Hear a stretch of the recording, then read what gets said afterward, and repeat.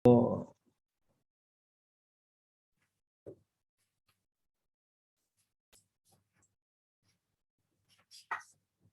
ada gangguan nggak ya? Tidak, Pak. Ya, ya.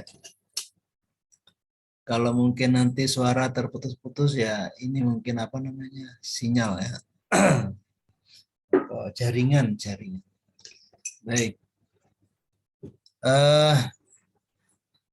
Kalau Islam itu dipahami sebagai sebuah pemahaman yang cukup ya, yang cukup final, cukup berhenti pada Al-Quran saja pemahamannya ya, bahwa Islam itu cukup dipahami dari seluruh aspek yang ada dalam Al-Quran. Karena apa?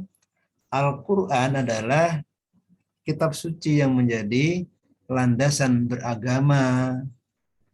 Nah, apa namanya, pengakuan seperti itu sepertinya kurang tepat atau belum sepenuhnya benar, gitu kan ya.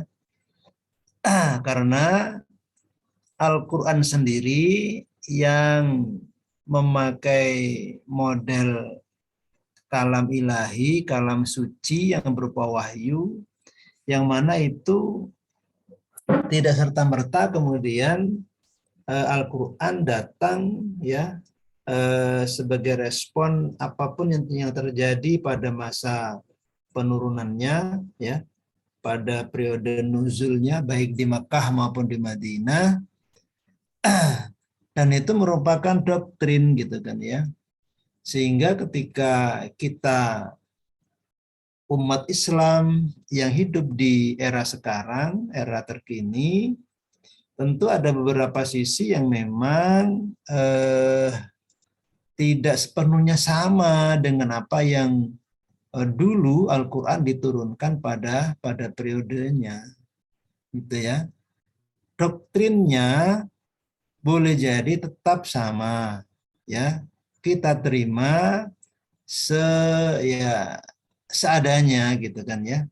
Jadi Al-Quran yang hari ini kita baca, kita yakini atas semua kebenarannya, harus kita akui itu adalah kitab suci kita, gitu kan ya.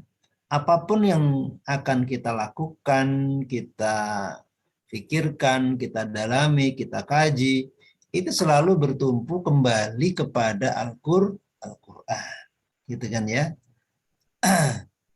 Akan tetapi jangan kemudian berhenti sampai di situ, ya.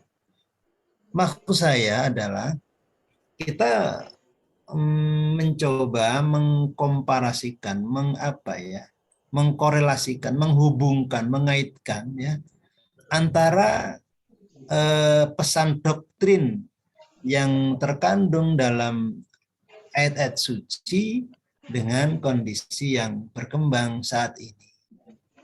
Ya, memang ayatnya sama, ya, dalilnya juga sama. Akan tetapi dari sisi pemahamannya itu mungkin yang berbeda, itu kan ya. Sehingga memahami Islam mesti harus memahami Ahlus Sunnah wal Jamaah, begitu ya. Ini tanggal 23 sampai tanggal 25 Desember ini, minggu depan ya. Kita punya gawian besar ya, punya acara besar yaitu muktamar ya. Apa itu muktamar? Muktamar itu satu pertemuan yang diagendakan dalam Nahdlatul Ulama dalam rangka menemukan satu kesepakatan yang setelah beberapa masa itu sudah dilakukan. Artinya Dari tahun ke tahun itu perlu ada ya penguatan di banyak hal ya, terbaik yang sifatnya struktural maupun yang sifatnya apa namanya kultural, gitu kan ya. Karena sebuah organisasi, sebuah perkumpulan, perhimpunan, ketika tidak ada manajemen, tidak ada semacam batasan-batasan, ya akan menjadi kurang kurang tepat, gitu kan ya. Sama dengan kita ya, sebagai manusia yang pada hakikatnya adalah punya apa ya, punya sisi yang bebas untuk menentukan mau ngapain, mau apa saja ya.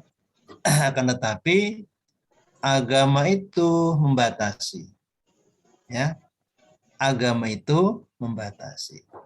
Akan berbeda ya, akan berbeda ketika orang yang beragama dan orang yang tidak beragama. Ya, saya ulangi, akan berbeda antara orang yang beragama dan orang yang tidak beragama. Assalamualaikum. Waalaikumsalam warahmatullahi wabarakatuh. Oke.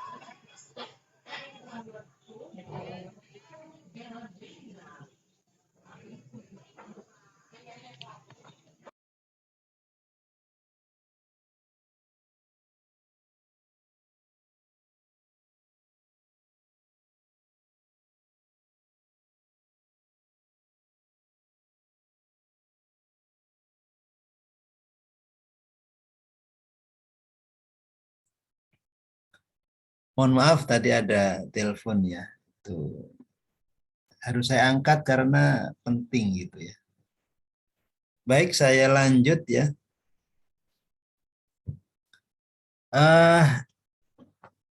Semuanya ya, bahwa tema hari ini tentang masalah fikih gitu kan ya. Mungkin kata fikih sudah tidak asing buat buat kita semuanya ya. Gimana, suara saya masih jelas ya?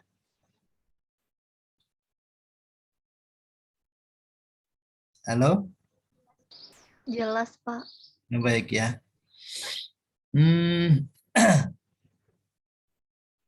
saya mau dari mana nih? Begini, setelah kemarin kita apa namanya melihat Islam ya, Islam dari eh, kondisi atau situasi apa namanya di awal awal kedatangannya pada masa Rasulullah, kemudian pada masa sahabat gitu kan ya.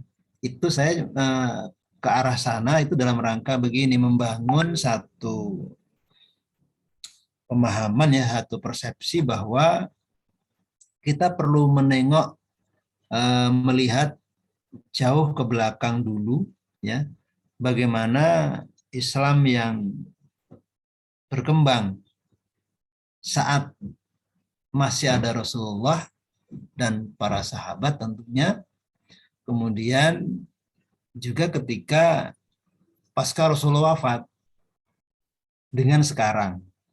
Itu saja sebenarnya sih. Jadi ketika sudah bisa melihat secara utuh ya, nanti kita akan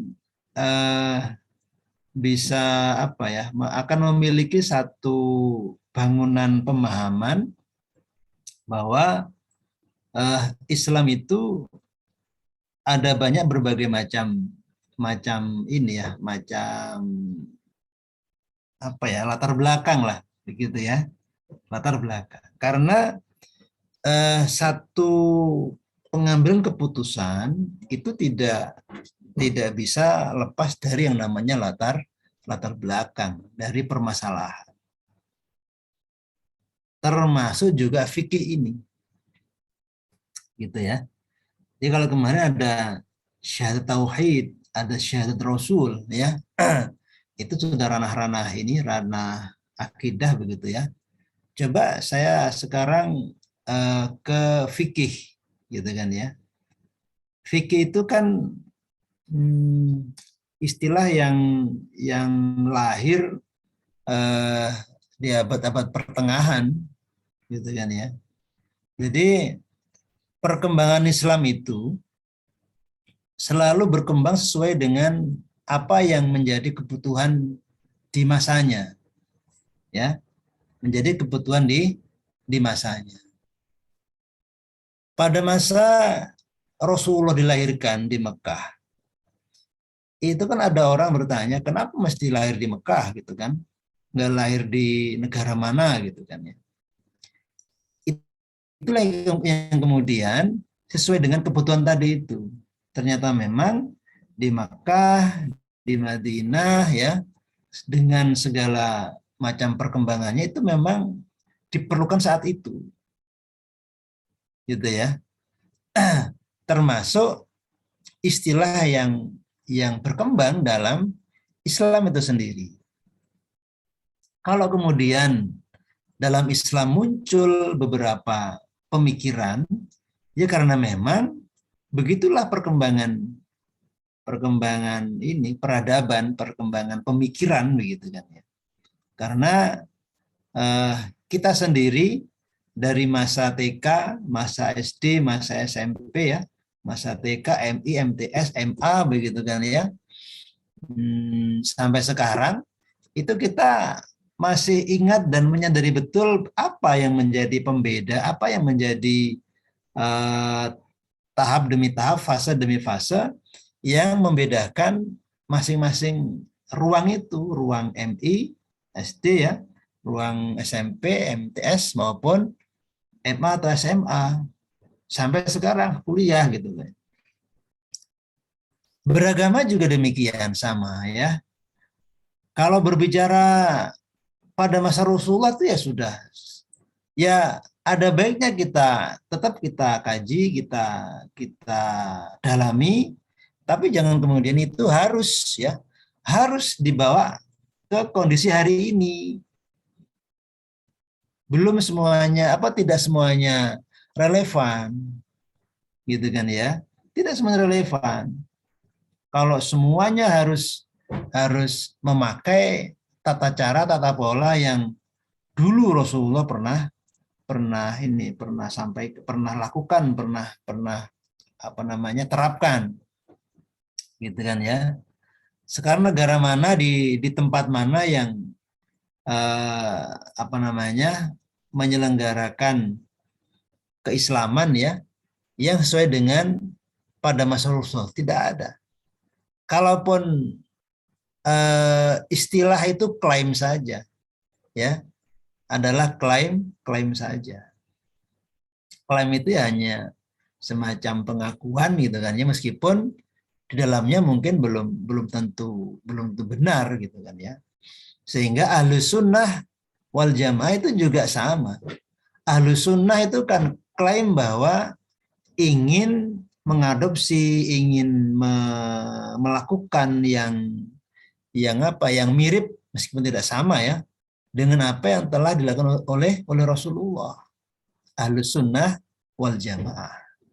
Kalau sunnah itu meniru Rasulullah, al Jamaah meniru para sahabat.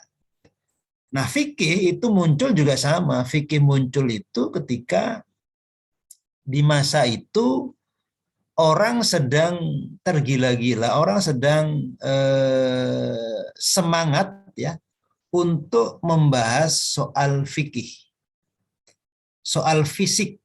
Jadi fikih itu mungkin bahasa ininya fisik begitu kan ya.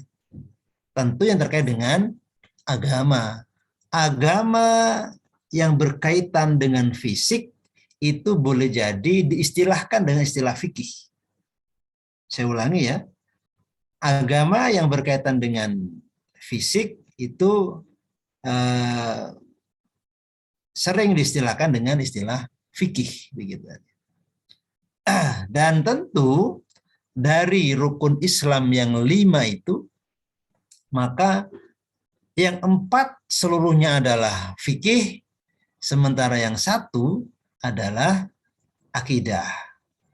Syahadat itu urusan hati, pengakuan ya dalam hati, meskipun harus diikrarkan dengan lafaz, dengan pengucapan, akan tetapi sejatinya adalah pengakuan dalam hati, penguatan dalam hati. Nah, sementara sholat, zakat, puasa dan haji adalah ya semuanya berkaitan dengan fisik, meskipun masing-masing itu ada sisi yang hanya bisa dilakukan oleh hati, oleh keyakinan, oleh akidah. Apa contohnya? Niat. Niat sholat, niat puasa, niat zakat, niat haji. Loh, semuanya itu urusan-urusan hati. Akan tetapi ketika diniatkan dalam hatinya, itu ketika fisik sudah siap untuk melakukan apa-apa yang menjadi ketentuan dari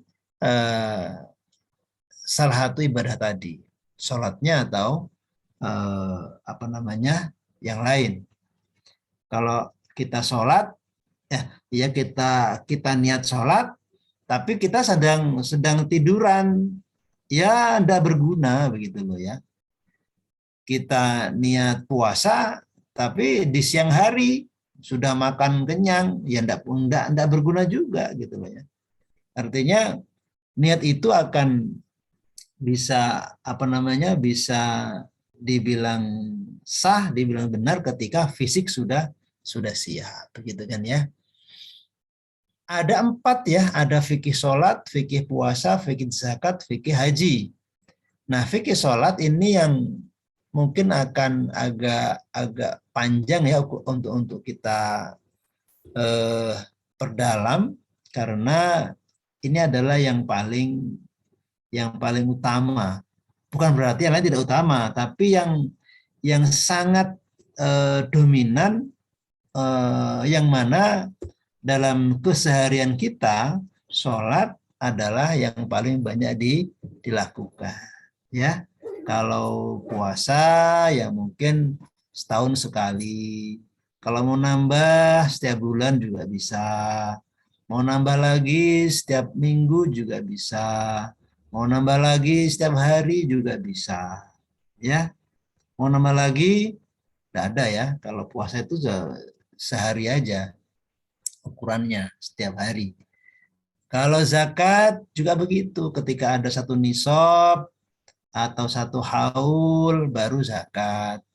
Haji juga begitu, ketika sudah punya uang, sudah lunas ya bayar hajinya, itu harus nunggu kuotanya ya, kuota yang 5 tahun, yang 3 tahun, 10 tahun, dan banyak lagi. Gitu kan ya. Itu kan jarang dilakukan. Akan tetapi ketika sholat, ini yang paling utama, karena sholat adalah yang setiap hari kita kerjakan. Bahkan sehari 5 kali ya. 5 kali dalam sehari. Sehari 5 kali maksudnya begitu ya. Ada zuhur, asar, maghrib, isya, dan subuh. Jangan 5 hari sekali ya. Ini kalau siapa ini? ini sukanya 5 hari sekali, bukan sehari 5 kali ya. Loh, kamu sudah sholat? Sudah, kapan? Kemarin hari Kamis gitu. Ya Allah, gitu kan ya. Baik, kita coba melihat sejauh apa sih sholat itu harus kita pahami sebagai aplikasi ya, sebagai apa namanya terapan dalam beragama. Begini ya, dalam kajian kita mesti akan memadukan dua ini ya, dua garis. Apa dua garis itu? Dua hal. Satu dari sisi hukum fikihnya, hukum syariahnya, dan mungkin nanti akan kita lengkapi dengan sisi-sisi yang lain. Ada kajian tasawufnya mungkin, gitu kan ya.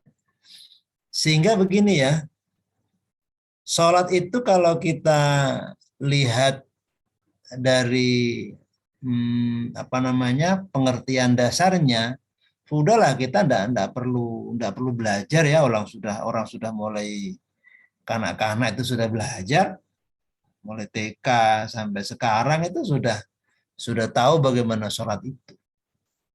Cuman esensinya itu seperti apa kan begitu, ya. Kalau sholat dipahami hanya sebagai sebatas rutinitas, ya, sebatas aktivitas yang harus dikerjakan pada waktu tertentu, ya mungkin dia memahami bahwa itu hanya sebagai apa? Sebagai kewajiban belaka. Sehingga ketika tidak mengerjakan sholat, dia merasa bersalah, merasa berdosa, merasa takut, gitu kan ya. Takut kepada Allah akan siksanya mestinya. Akan tetapi sebenarnya tidak berhenti sampai di situ saja. Kita melaksanakan sholat dalam makna yang lebih luas lagi. Itu apa? Esensinya, nilainya. Nilai itu kan apa ya? Nilai itu adalah hasil ya, apa namanya buah. Jadi kalau dalam filsafat itu ada epistemologi, ada aksiologi. Nah, orang yang beragama itu yang awal sekali dilakukan adalah apa? Mengenal Allah Subhanahu wa Ta'ala. Dengan apa? Dengan beriman tentunya. Bagaimana pembuktiannya? Mengucapkan 2 kalimat syahadat. Gitu ya. Baru kemudian ada kewajiban. Nah, kewajiban itu baru masuk kepada apa? Kepada epistemologinya Islam. Sementara aksiologinya, ya kita rutin melakukan sholat itu, tapi yang apa ya, yang perlu digarisbawahi dari memahami Islam itu apa? Nilainya itu, aksiologinya itu. Jadi bukan cukup saya berdiri, takbiratul ihram, ruku, i'tidal, sujud, tasyahud, salam, selesai. Itu iya, cuman mesti ada makna yang bisa memberikan pengaruh gitu loh ya. Itu namanya esensi atau aksiologi atau nilai ya, nilai daripada sholat. Ini yang kemudian menjadi pembeda ya para sahabat semuanya, anak-anak saya gitu kan ya. Saya kalau memanggil anak-anak kayaknya apa terlalu ini ya. Udah besar-besar masa ya anak-anak ya. Berarti ya saya panggil teman, sahabat gitu kan, apalagi saudara gitu kan ya. Tapi kalau anak pun tidak apa-apa. Saya juga sudah tua ya. Kalian ini kan baru paling berumur belasan tahun ya. Lahir tahun 2010, 2000 berapa? 2011 itu ya. Masih anak-anak semua kan. Kalau Dina ini lahir tahun berapa ini? Ada Rahmawati ini lahir tahun berapa ini? Tahun 2005 atau 2010? Ada Risma. Ada Risma tahun berapa ini? Begitu ya. Jadi nilainya, nilainya. Jadi sama dengan Anda kuliah itu, buat apa sih kuliah itu kan begitu ya. Kalau cuman apa namanya, bidikannya itu adalah bidikan ijazah gitu kan ya, bidikan nilai A atau bidikan-bidikan yang lain, bisa jadi mungkin daripada saya di rumah diem, tidak dapat apa-apa, baikkan saya kuliah nanti biar dapat beasiswa misalkan. Ini kan banyak hal itu, gitu kan ya, banyak hal. Eh, Coba saya bertanya kepada siapa, Risma nih ya, Risma. Risma bisa respon? Iya, Pak. Nah, iya ya. Risma ada pernah nggak membaca ini kisahnya apa namanya, Nabi Sulaiman dan Ratu Bilqis?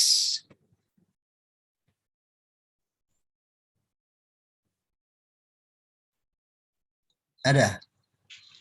Ada sedikit, Pak. Apa yang bisa kamu lihat dari cerita itu?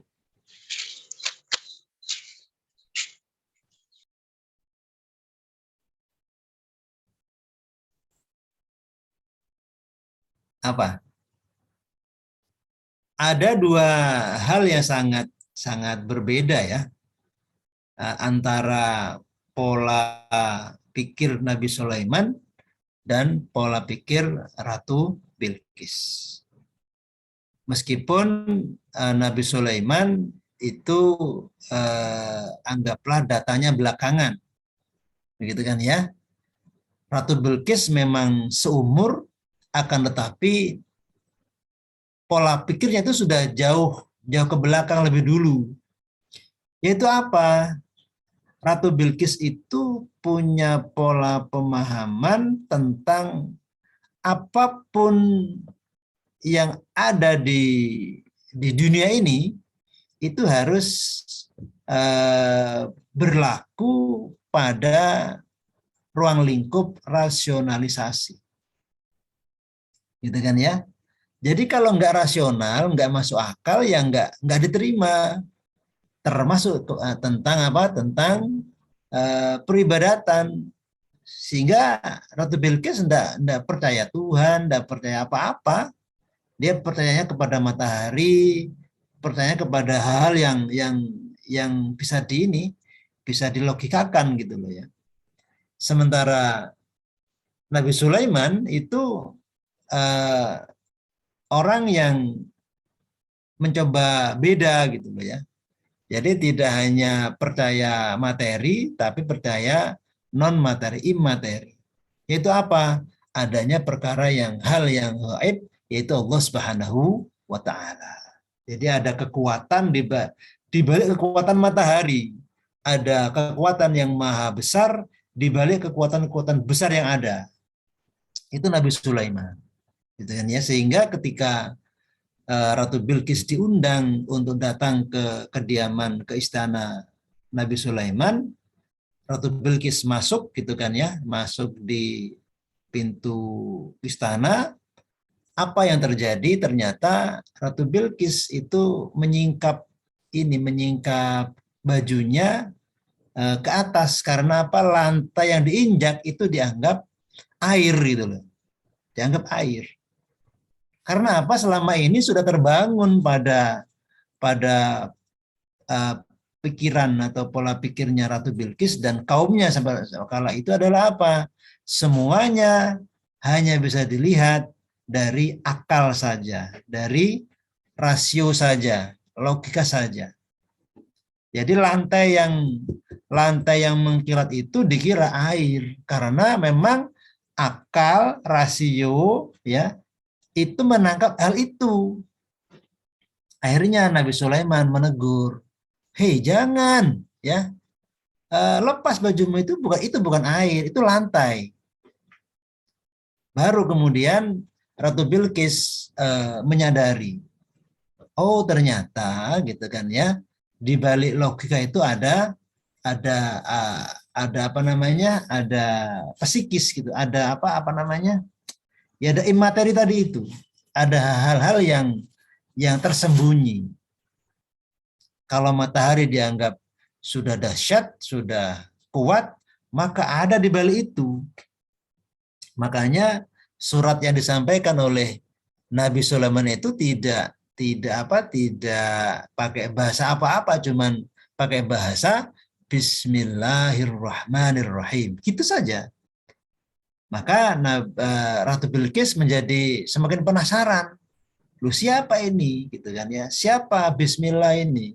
Atau selama ini orang-orang hanya memahami apa? Memahami kekuatan yang bersifat fisik, yang bersifat materi. Gitu kan ya. Nah, fikih itu seperti itu. Penguatan beragama itu dari sisi fisik. Meskipun sebenarnya adalah apa? Dalam rangka meraih yang non fisik. Yaitu apa? Taqarrub ilallah subhanahu wa ta'ala. Ibadah itu dalam rangka pengabdian, dalam rangka penghambaan, dalam rangka apa? Berserah diri kepada yang telah menciptakan. Itu ibadah. Sehingga disebut ibadah itu ya karena sudah tidak ada daya apapun, kekuatan apapun yang kita lakukan kecuali hanya Allah Subhanahu wa taala. Namun yang seperti itu sangatlah sulit ya, sangat sulit sekali. Karena apa? Kebanyakan orang itu apa? Masih bertumpu pada pemahaman logika, kekuatan rasionalisasi, begitu kan ya, dan masih terpengaruhi oleh apa? Pola pikir akal itu, gitu kan ya. Makanya hanya Islam saja saya kira, saya yakin begitu, saya tandaskan lagi ya, hanya Islam saja, gitu kan ya, yang memiliki pola-pola seperti ini. Ya, kalian sekarang lihat di YouTube dimanapun lah gitu kan ya. Di sekarang itu bagaimana ini apa namanya diskusi ya tentang yang ada di Kristen, yang ada di Hindu atau yang lain-lain begitu kan ya. Terkait dengan ini, dengan apa? Dengan kelengkapan kita hidup dan berkehidupan ini. Lengkap iya, tapi ada sisi yang tidak selengkap apa yang disampaikan dalam Islam. Wah, ini slide-nya nggak berpindah-pindah ya. Ini saja mulai tadi. Dan saya itu begini loh ya. Kalian kan sudah besar ya, sudah umur mahasiswa, udah dewasa gitu kan ya. Dan itu punya nalar ya, punya pemikiran yang bisa bergerak sendiri gitu kan ya. Apalagi untuk masalah fikih sholat. Nah, itu kan cara melacaknya kan mudah saya kira buat kalian ya. Akan tetapi saya kepingin melihat sisi yang lain loh. Apa sebenarnya yang perlu kita pahami dari sebuah fikih sholat? Itu saja sebenarnya. Kalau sholatnya ya udah kita sudah setiap hari sholat begitu kan ya. Tapi ini karena ada yang pertama tadi sudah saya sampaikan bahwa ada kajian agama dan ahlus sunnah, agama Islam dan ahlus sunnah, maka ini perlu penyelarasan gitu ya, perlu apa ya, disejajarkan gitu kan ya. Sehingga kenapa ada istilah muttaqin, muhsinin, ya mukhlisin dan banyak lagi ya. Sampai pada level al-anbiya wal salih. Jadi hamba Allah yang levelnya paling tinggi adalah para nabi dan rasul. Gitu kan ya. Di bawahnya ya ada beberapa apa namanya kelompok-kelompok. Akan tetapi sebenarnya sejatinya potensi untuk mengarah ke sana itu semuanya bisa. Kalian semuanya, Anda semua ini itu bisa atau ada potensi untuk bisa masuk, untuk bisa naik ke level para nabi dan rasul, levelnya loh. Tapi ini bukan ininya ya. Artinya apa yang bisa dilakukan oleh para nabi, kita juga bisa melakukan. Gitu kan ya. Akan tetapi bukan kemudian berhak untuk jadi nabi, tidak. Gitu loh, tidak. Ini dalam rangka memahami agama.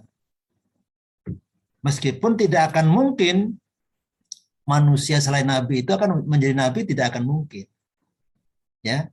Kalaupun ada orang hari ini kok ngaku jadi nabi, mengklaim jadi nabi atau rasul, itu yang salah bukan orangnya sebenarnya ya, tapi pola pikirnya, gitu loh ya, pola pikirnya. Saya tanya kepada siapa ini ya, siapalah nanti yang bisa menjawab ya. Apa perbedaan antara beragama dan pengalaman beragama? Berbeda ya. Ketika orang beragama, itu sepertinya agama itu sebagai sebuah rumah tempat tinggal, dan dia sesekali bisa keluar, bisa kemana-mana gitu kan ya. Tapi kalau pengalaman beragama itu akan beda. Maka orang yang sudah berpengalaman dalam beragama, maka seluruh ruang lingkup yang ada pada dirinya itu selalu bernuansakan agama. Kalau ada orang kemudian ngaku menjadi nabi, yang mungkin pengalaman beragamanya sudah masuk pada level nabi, cuman kelirunya dia tidak sadar bahwa dia tidak mungkin jadi nabi gitu loh. Tidak mungkin. Nabi itu pernah apa? Pernah berisra, bermi'raj. Iya. Nah, kalau kita kan mungkin kalau pada level tinggi ya, bisa kasyaf ya, bisa melihat alam malakut, alam jabarut gitu kan ya. Tapi itu tidak kemudian membuka pintu buat dia untuk bisa masuk ke ranah hakiki seorang nabi dan rasul, tidak mungkin. Gitu kan ya. Jadi masing-masing itu punya ruang tersendiri ya. Ruang nabi ada sendiri ya. Jadi ada kekhususan ya. Ruang orang soleh ada sendiri dan seterusnya. Gitu ya. Itu fikih begitu kan ya. Ini kalau saya yang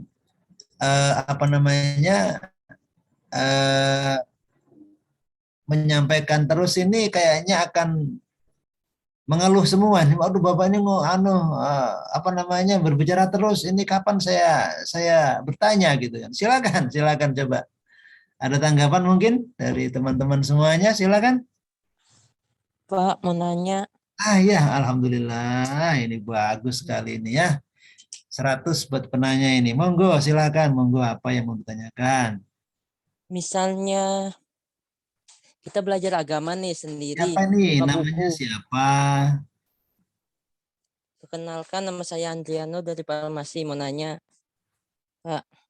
Ya, silakan. Misalnya nih, keluarga saya nih ada belajar baca buku agama tentang, tapi dia sendirian, nggak ada pembimbingnya. Tapi kelama-kelamaan dia stres.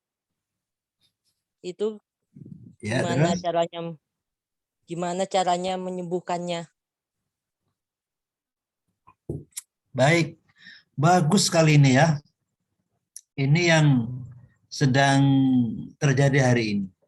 Dan tadi sudah saya awali ada klaim, ada pengakuan sampai pada level dia mengaku sebagai seorang nabi. Begini,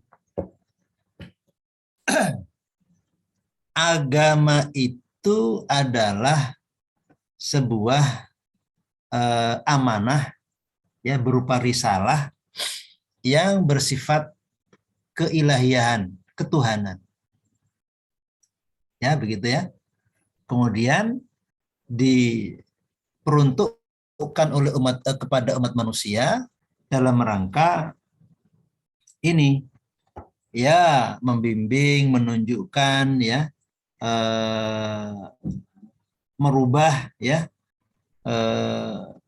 kepada hal-hal yang lebih baik. Tentunya seperti itu ya.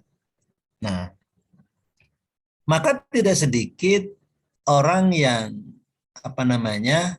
mencoba menangkap risalah ini itu dengan pola-pola yang berbeda-beda.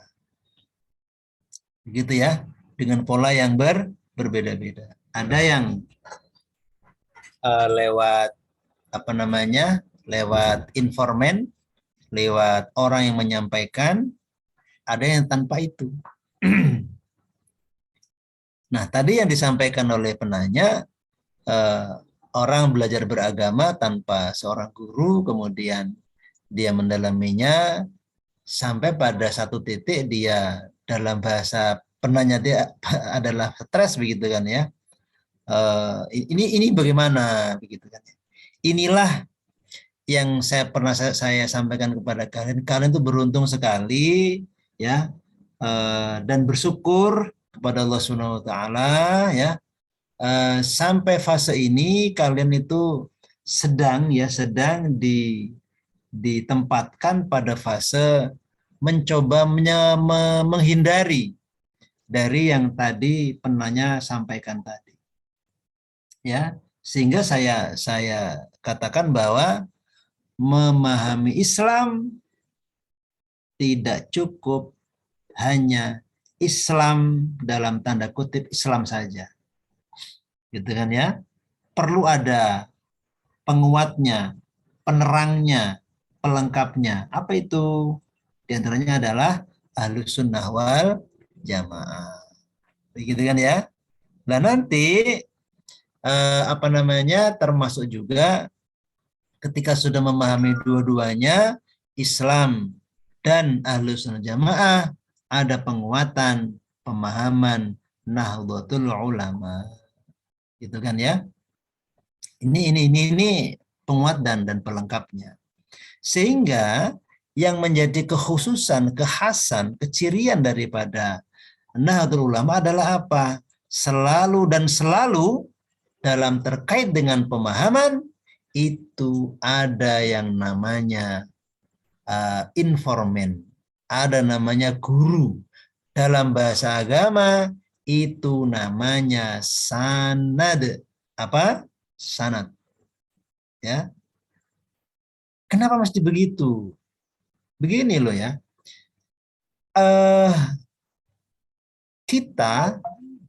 Saya analogkan begini ya. Kalian kalau naik motor ya atau naik mobil tanpa SIM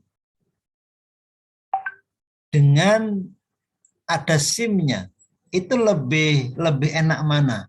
Dalam rasa lah, minimal dalam rasa. Kalian jalan bawa SIM dan nggak bawa itu beda.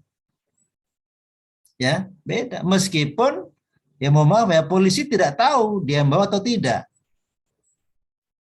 Nah, ketika kok naik motor ditanya polisi, mau kemana? Ke sana. Ada SIM-nya? Ada. Selesai masalah. Tapi kalau tidak ada, ya menjadi panjang masalahnya. Sama dengan sanad seperti itu. Beragama juga demikian. Ketika kita mengucapkan La ilaha illallah, begitu kan ya. Begitu terus diulang-ulang. Kalau itu tanpa sanad, tanpa guru, bisa jadi ya ketika ada masalah dia akan menjadi tadi itu menjadi stres menurut penanya tadi. Tapi kalau ada gurunya, dia akan kembali atau akan mendatangi gurunya dan gurunya akan membimbing, menjelaskan. Ustaz, guru, kenapa saya ketika mengucapkan la ilaha illallah kok begini, kok begini, kok begini? Kenapa ketika saya sholat kok begini? Terus begitu. Minimal ada yang ini, yang yang ngontrol lah, yang ngontrol. Itu kegunaan belajar, kegunaan sanad tadi itu.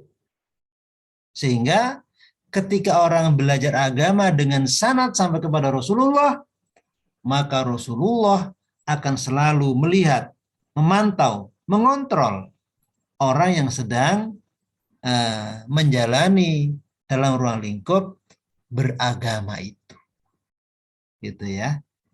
Jadi bagaimana cara menyembuhkannya? Nah, ini kalau memang dia tanpa guru, ya beralih, cepat sadar, ya, cari seorang instruktur, ya, seorang guru, seorang pendamping, ya, seorang teman diskusi dalam hal itu. Jangan sendirian, gitu ya.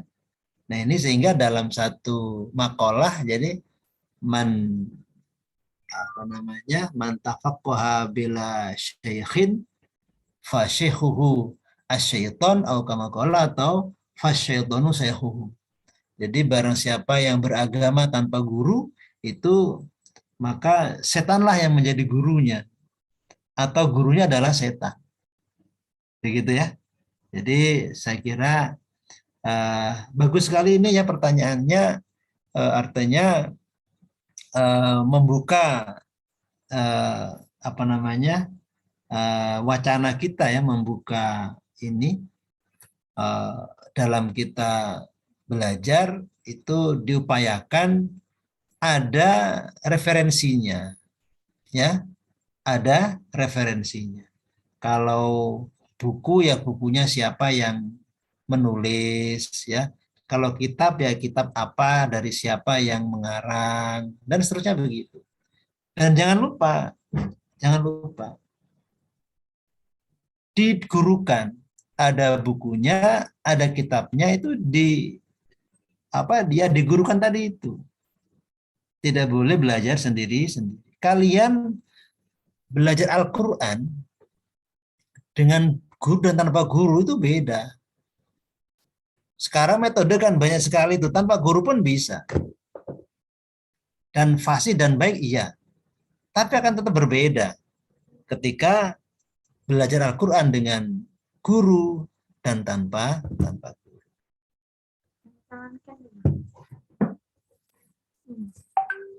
Saya kira itu ya untuk penanya. Baik, silakan yang sudah angkat tangan, sudah raise hand, silakan. Baik Pak, terima kasih Pak. Bismillahirrahmanirrahim. Assalamualaikum warahmatullahi wabarakatuh. Waalaikumsalam warahmatullahi wabarakatuh. Perkenalkan, saya Yanti dari Prodi Farmasi Pak. Ini kan kita membahas tentang fikih pada sholat Pak. Nah pasti tidak ada pasti ada hubungannya dengan 4 mazhab yang kita ketahui. Yang mana 4 mazhab itu Ahlus Sunnah wal Jamaah.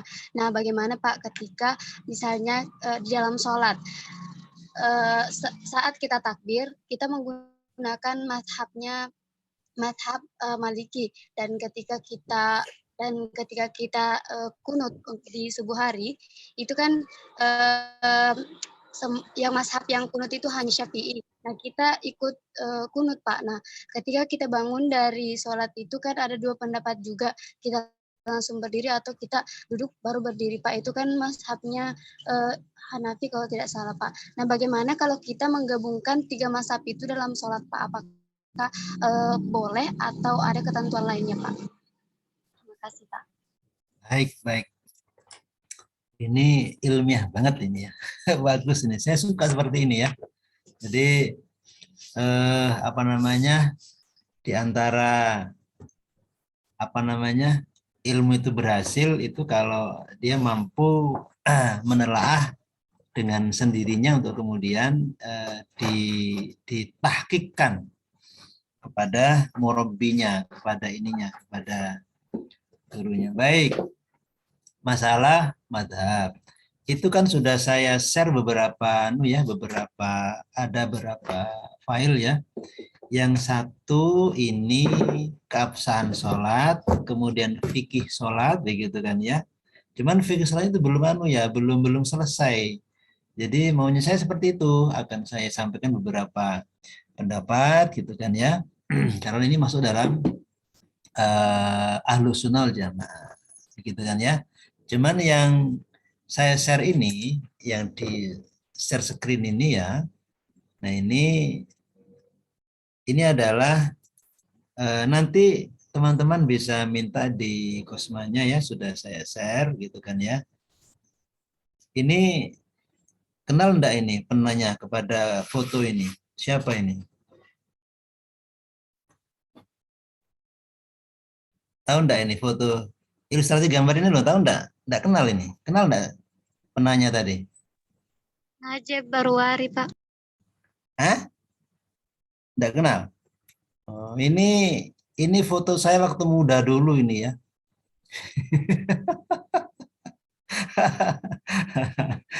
Enggak candaan biar enggak sepaneng ya. Ini ada beberapa apa namanya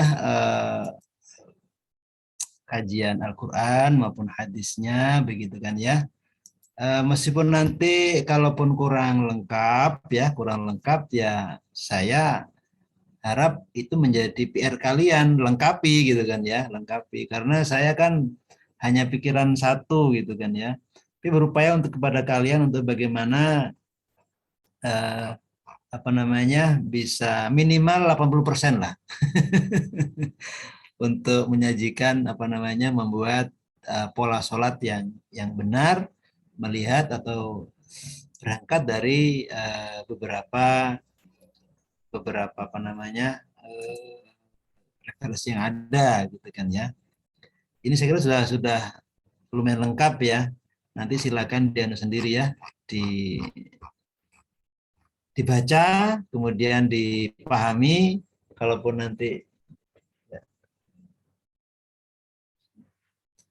nanti apa namanya ada itu anak saya tadi mau berangkat sekolah kelas apa namanya ada hal yang perlu didiskusikan silakan. Baik, terkait dengan pertanyaan tadi, bagaimana ketika dalam melaksanakan sholat itu memakai beberapa kajian mazhab, gitu kan ya.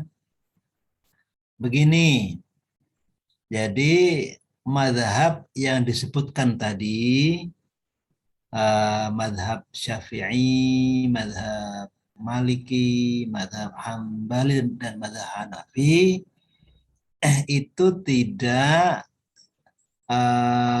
berbicara hanya sholat saja, ya, tetapi sebagai satu keutuhan pemahaman Al-Quran yang itu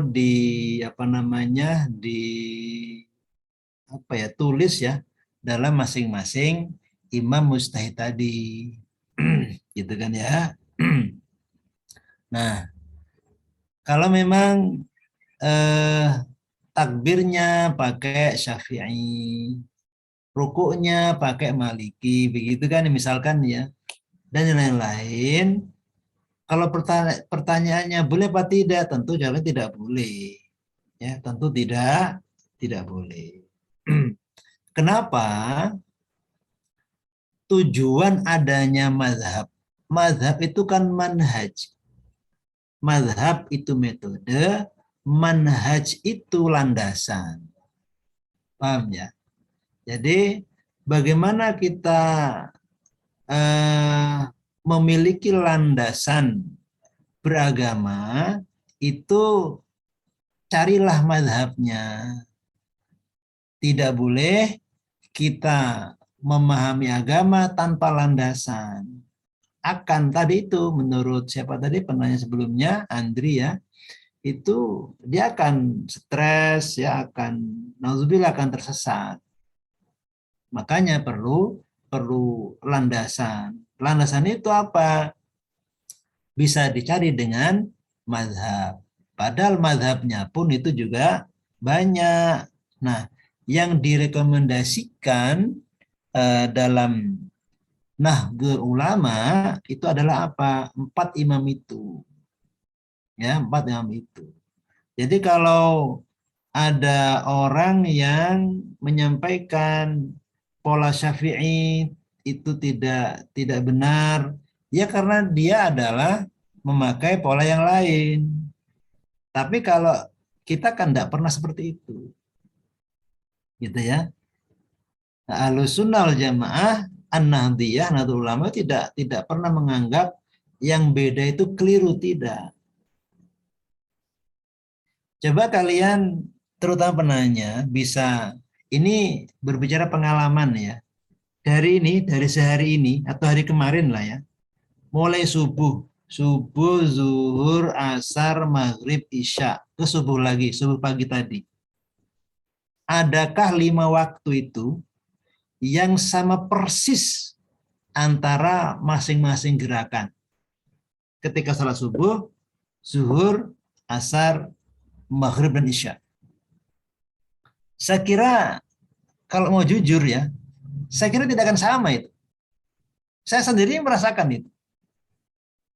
Tadi pagi saya sholat subuh dengan sholat duha, itu pasti ada yang berbeda. Entah di mananya, entah di mengangkat tangannya, gitu kan ya, atau duduk tahiyatnya, atau posisi rukunya atau apanya, pasti berbeda itu. Mungkin jawaban yang sama dengan saya, siapa ya? Iya Pak, saya juga merasakan itu Pak. Saya juga ada yang nggak sama dari masing-masing sholat. Ada mungkin yang merespon. Kalau saya seperti itu loh ya. Loh, tapi meskipun tidak sama ya, berbeda-beda tadi itu soal gerakan. Toh kita sudah yakin. Betul begitu ya? Kita sudah yakin itu adalah yang terbaik dari kita, ya sudah semaksimal mungkin lah. Meskipun itu berbeda-beda. Mungkin tadi subuhnya ketika membaca tahiyat itu sampai selesai, sampai innaka hamidum majid, sampai terus sampai Allahumma gimana itu, ya muqallibal qulub sabbit qalbi ala dini waqtu'atik, sampai itu. Karena mungkin hati sedang khusyuk, sedang ini gitu kan ya. Tapi ketika kemarin waktu maghrib ya, karena habis ini ada jam mata kuliah, maka cukup apa? Allahumma shalli ala Muhammad, assalamualaikum. Gitu kan ya. Belum sampai ala sayyidina Ibrahim, sampai hamidum itu belum. Karena sudah dibelin sama temannya, ayo kamu presentasi misalkan. Pernah begitu ya? Ada nggak yang merespon ini? Pernah, Pak. Pernah begitu ya? Loh, pernah juga ternyata. Ada yang pernah yang nggak baca surah ya, pernah juga. Karena kondisi gitu loh ya. Membaca tasbihnya cuma sekali. Atau mungkin tidak pakai iftitah. Atau mungkin juga tidak kunut. Bisa jadi karena kelupaan atau karena tangannya lagi sakit gitu kan ya. Bisa jadi begitu. Begitu kan ya. Nah, jadi beda itu jangan kemudian dipersepsikan kembali kepada mazhab ya, antara Syafi'i atau yang lain. Tapi kalau sengaja dia sengaja diniatkan memakai beda-beda imam tadi, itu tidak boleh. Itu namanya talfiq. Namanya talfiq. Nah, kenapa kemudian ada mazhab? Karena apa? Satu, tujuannya untuk memudahkan orang dalam melakukan keberagamaannya. Memudahkan satu ini. Kalau saya berat di Hanafi, maka saya boleh milih. Nah, kan ada pilihan gitu kan ya. Silahkan. Anda pun juga sama. Pak, saya kalau pakai Syafi'i berat, saya milih Hambali. Silahkan, enggak apa-apa. Tapi harus konsisten. Semuanya. Harus semuanya. Tidak boleh fikihnya pakai Hambali, tapi ininya pakai, enggak boleh begitu. Harus semuanya. Karena mazhab kan ini beragama loh ya. Tidak boleh. Nanti di Aswaja 2 atau berapa nanti ada itu. Ada materi itu. Materi taklid dan talfik gitu kan ya. Nanti ada di sana. Jadi orang yang belum ada kemampuan untuk menentukan kebenaran beragamanya itu boleh taklid. Boleh ikut kepada orang yang sudah mampu beristihad. Gitu kan ya. Tapi tidak boleh juga talfik. Talfik itu mencampur aduk. Nah, begitu ya. Nah, kemudian di samping memudahkan, itu untuk apa? Tadi itu terkait dengan penanya pertama, mempertanggungjawabkan. Ya, mempertanggungjawabkan apa yang sudah dilakukan terkait dengan beragama tadi. Nah, yang paling ketiga ini yang paling saya rasa paling penting, paling pokok ya, adalah kebenaran. Ya, meskipun kita sudah bermadzhab, mengikuti salah satu mazhab adalah kita lakukan dengan semaksimal mungkin, maka itulah sudah yang benar seperti itu sudah. Gitu kan ya. Makanya mungkin dulu pernah di pertemuan yang keberapa saya mencoba membuat satu gambaran ya. Ketika kita di sholat di Islamic Center, begitu kan, di masjid, yang ribuan orang di sana, berbagai macam tata cara, ya kita lihat adalah apa, mereka benar semuanya, tidak kemudian yang itu salah, yang ini salah, enggak. Semuanya benar, karena memang mereka pasti punya pilihan masing-masing dan kemampuan masing-masing. Sama-sama Syafi'i saja, antara saya dengan kalian, itu mesti ada bedanya itu. Ada perbedaannya. Karena yang mungkin tingkat pemahamannya mungkin yang berbeda, atau ada faktor-faktor yang lain, gitu kan ya. Jadi seperti itu. Jadi kalau memang terkait dengan mazhab, maka hanya satu ya, satu mazhab yang harus diakui ya. Kalaupun nanti ada yang sifatnya insidental, kondisional, itu hal yang lumrah. Dan Al-Quran, hadis, maupun mazhab-mazhab yang lain itu membolehkan. Membolehkan. Seperti misalkan orang yang sedang berhaji di tanah haram sana, di Masjidil Haram, yang ribuan bahkan jutaan orang, ini haji loh ya, haji. Yang anggaplah sebelum pandemi kemarin. Kalau kita Syafi'i, ketika sudah berwudu, bersentuhan nyenggol plek gini aja ya, nyenggol begini kan batal wudunya. Bagaimana kalau kita terkondisikan di sana jutaan orang yang tidak ada celah sedikit pun untuk bisa menghindari orang, tidak bisa, berat sekali. Di tawafnya, di jumrah akobahnya, di sa'inya, dimanapun tempat di sana. Mungkin kalau agak longgar itu bisa di Arafah, di Mabit itu agak longgar. Kalau sudah jumroh, tawaf, Masya Allah itu. Apalagi kalau ada azam niat untuk cium Hajar Aswad, Masya Allah itu. Tidak mungkin, tidak nempel, tidak mungkin. Pasti nyenggol itu. Entah nyenggol kakinya, tangannya, pipinya, atau apa itu pasti nyenggol itu. Gitu kan ya. Nah maka yang seperti itu ada pengecualian. Maka boleh ketika di sana kita berpindah mazhab. Karena apa? Kondisi. Berarti apa? Di sana pun tidak batal ketika kita bersenggolan. Ya, karena Imam Malik itu memaknai al-masu, nyenggol itu bukan di mana nyenggol nempel kulit, tapi nyenggol berhubungan intim, gitu kan ya. Nah itu diantara beberapa kajian. Kalau misalkan ada orang punya pemahaman yang tetap pada satu pendiriannya, ya silakan boleh. Misalkan saya Syafi'i, nyenggol ya batal, ya enggak apa-apa, silakan saja. Berarti ya diupayakan tawafnya jangan ketika di sana ya gimana ya berusaha sendiri untuk tidak bersenggolan dengan orang lain. Boleh. Kayak kita makan daging yang haram, anggaplah daging babi misalnya, itu kan haram, itu haram nas ya, Qurannya haram, fikih juga haram itu.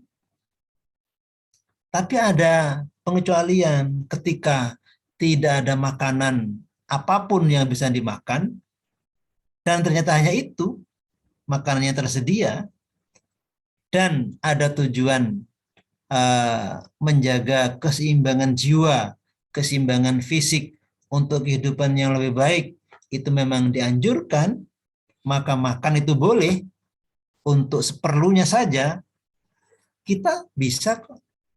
Syafi'i itu membolehkan. Tapi kalau Hambali tidak boleh. Lebih baik, mohon maaf ya, lebih baik mati daripada harus makan yang haram. Ya silakan saja, tidak apa-apa. Jadi lebih baik mati daripada makan haram. Gitu kan ya. Nah ini adalah beberapa hal terkait dengan mazhab, begitu kan ya. Jadi kalau memang sengaja untuk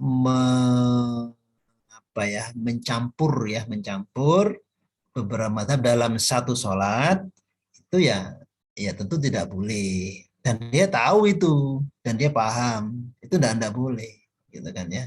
Tetapi kalau sifatnya situasional ya, kondisional, insidental ya, saya kira banyak referensi yang membolehkan itu. Yang tadi sudah saya contohkan seperti haji dan makan yang haram tadi, gitu kan ya. Ini bagus ya, jadi membuka wacana kita berpikir ya tentang masalah agama. Itu bisa kalian baca semuanya ya. Jadi misalkan takbiratul ihram itu bagaimana? Ya mulai awal ya. Mulai sini mungkin ya.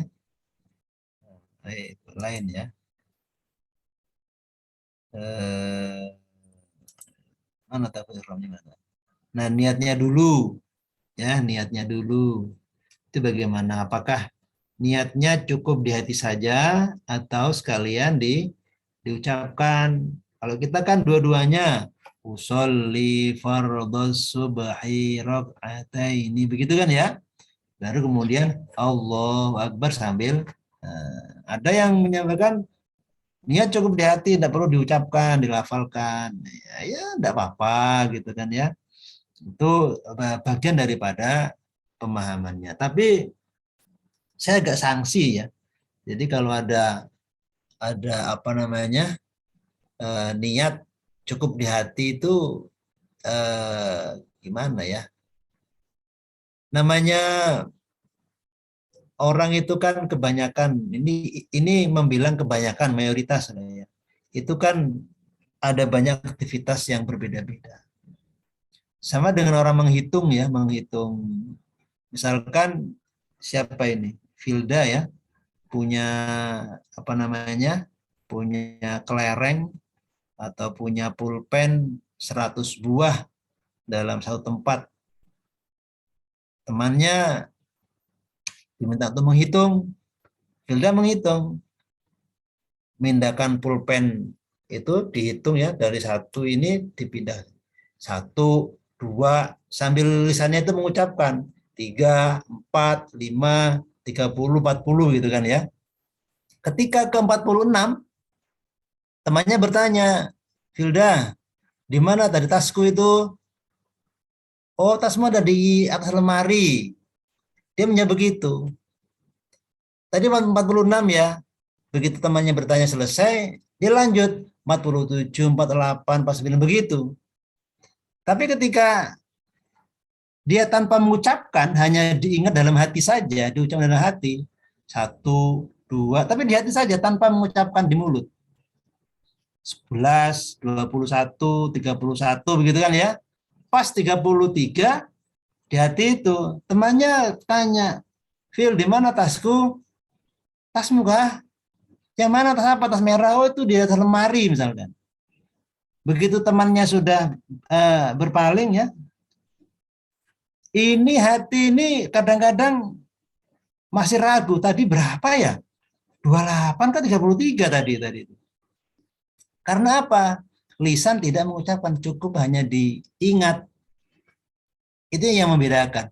Meskipun benar, oh tadi 33. Ya, tapi akan lebih kuat ketika apa? Ketika diperkuat dengan hitungan ucapan tadi itu. Kira-kira begitulah. Kalau ininya, gitu kan ya. Dan banyak lagi ya. Nah ini ya, ini niatnya. Ada juga model iftitah ya. Ada yang Allahu Akbar kabira walhamdulillahi katsira dan seterusnya ya. Wa subhanallahi bukratan wa asila. Inni wajjahtu wajhiya lilladzi dan seterusnya begitu. Ada yang seperti itu, ada yang model yang lain, ya. Yang saya juga tidak tahu kayak apa model yang lain itu, gitu kan ya. Banyak itu dah di banyak referensi. Silahkan. Mau yang ini semua kan ada ini sudah saya sampaikan tentang kajian hadisnya. Bagaimana Rasulullah membaca doa iftitah? Apakah dengan Allah berkabiro atau yang lain? Sama dengan kunut juga demikian ya.